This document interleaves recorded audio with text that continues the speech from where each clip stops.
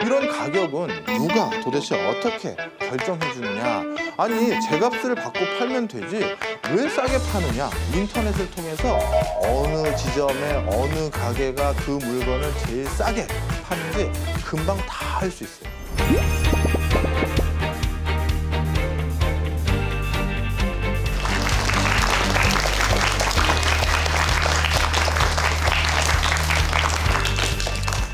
길을 건너려면 뭘 봐야 되죠? 맞습니다. 이 신호등 불빛을 보고 지금 내가 길을 건너야 될지 말아야 될지 판단하는데요. 우리가 어떤 경제 활동을 하는 데 있어서 이런 신호등 역할을 해주는 것이 바로 가격이에요. 그래서 가격을 잘 이해하면 내가 어떤 물건을 살지 말지, 아니면 어떤 물건을 투자할지 말지, 아니면 어떤 물건을 더 생산해야 될지 말지를 결정하는 굉장히 중요한 역할을 한다. 이렇게 보시면 될 것 같습니다. 자, 그러면 이런 가격은 누가 도대체 어떻게 결정해 주느냐, 이제 이 부분부터 먼저 이해를 해야겠죠. 사실 중세까지만 해도 시장 기능이 그렇게 원활하게 발달되지 않았습니다.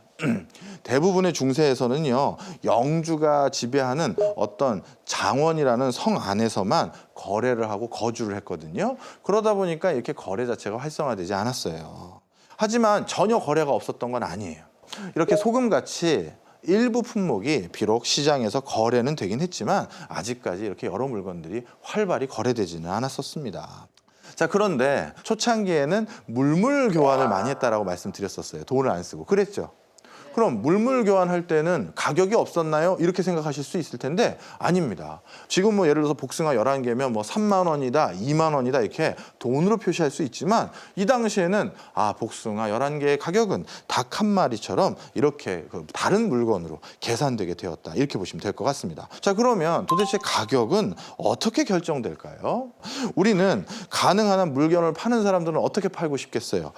비싸게 팔고 싶고, 물건을 사는 사람들은 어떻게 사고 싶다? 싸게 사고 싶겠죠. 바로 이러한 욕구들이 서로 충돌돼서 흥정을 하게 됩니다.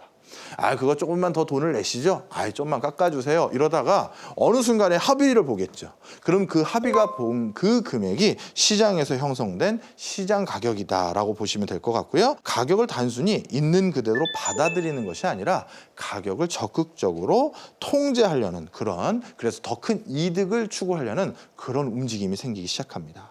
대표적으로 그걸 어디서 볼 수 있냐면요. 중세 수공업자들의 모임이 있어요. 그걸 뭐라고 하냐면 길드라고 합니다. 이 길드는 간단히 말하면 비슷한 분야의 일을 하는 사람들의 협회, 모임 이렇게 정도 생각하시면 될 것 같아요.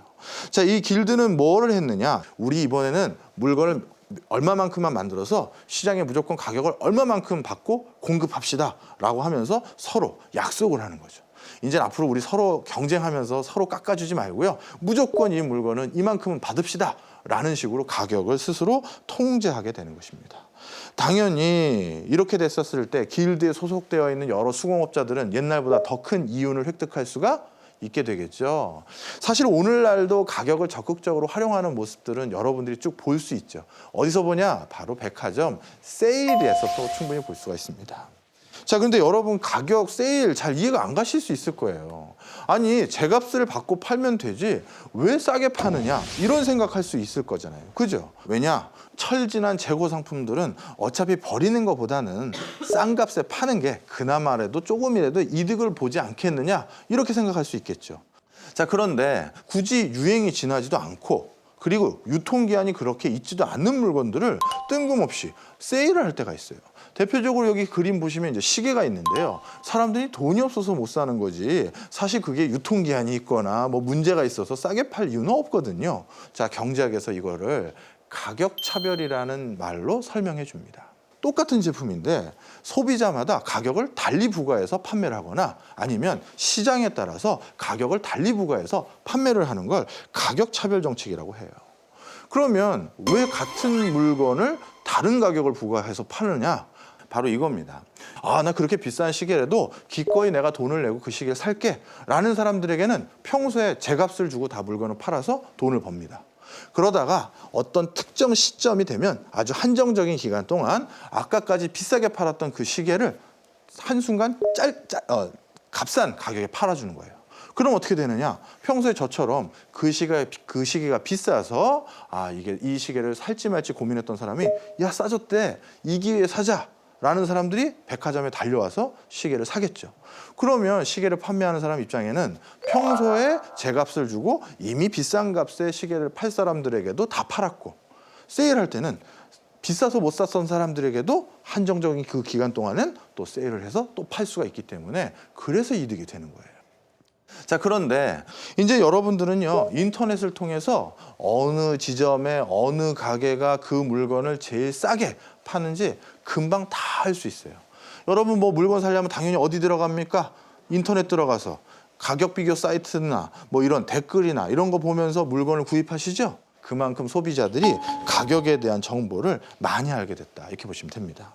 근데 이거를 또 판매자들은 그럼 우리가 이렇게 가격에 대한 정보를 많이 가지고 있기 때문에 손 놓고 있었던 거냐? 그렇지 않습니다.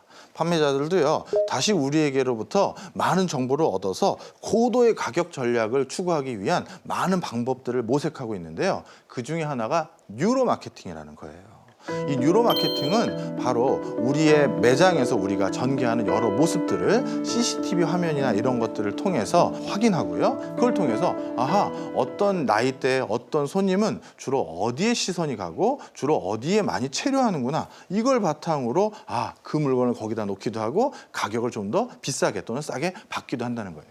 그리고 또 다른 것들은 뭐가 있느냐, 바로 SNS 정보를 온라인상에서 적극적으로 활용해서 그걸 바탕으로 마케팅을 하거나 가격 정보를 활용하는 경우가 있습니다.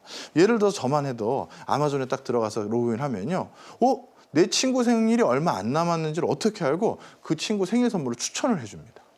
그리고 또 빅데이터라는 걸 활용해서 우리가 마케팅을 하기도 합니다. 미국에서는 굉장히 큰 마트가 하나 있는데요. 월마트라고요. 여기 같은 경우는 아주 특이한 결합 상품을 팔아요. 뭐냐? 아이들 기저귀하고 어른들이 마시는 맥주를 같이 묶음 상품을 팝니다. 알고 봤더니 기저귀를 사러 오는 사람들 중에는 무슨 요일은 아내 대신 남편이 사러 오더라, 그러면서 맥주를 같이 소비하더라라는 걸 알게 된 거예요. 그래서 그 두 개를 결합 상품을 묶어서 더 많이 팔 수 있었다는 사실을 적극적으로 활용한 것입니다. 아마 이렇게 공급자들도 우리도 모르는 사이에 우리를 분석해서 많은 정보를 얻어가고 있겠죠. 자, 이렇게 해서 제가 준비한 경제학 강의는 모두 다 마쳤어요. 이 강의와 수업들을 통해서 좀 더 풍성한 내일을 설계하시는데 많은 도움이 되셨으면 하는 바람입니다. 여기서 마치겠습니다.